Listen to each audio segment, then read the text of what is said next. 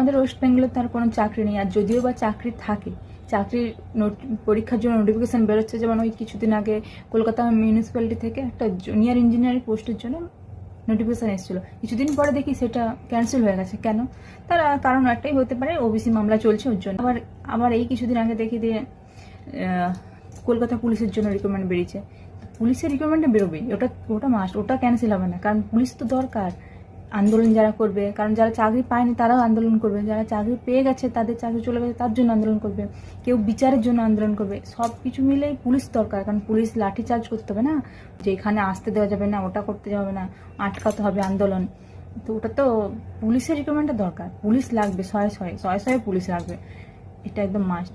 আর এই পুলিশ চাকরি করতে গেলে একটা জিনিস মাস্ট লাগবে, যারা পুলিশ চাকরি করতে হবে তাদের শরীরের চামড়া একদম মোটা হতে হবে, ব্যাস, একদম মোটা চামড়া হতে হবে।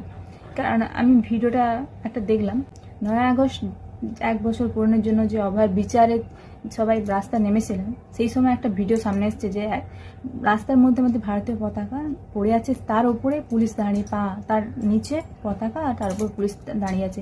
মানে একটু ন্যূনতম লজ্জাটুকু নেই, আর সম্মান কীভাবে করতে সেটুকুও নেই। এই জন্যই আমি বলেছি গায়ে শক্ত চামড়া থাকতে হবে, তবেই একমাত্র যাওয়া যাবে।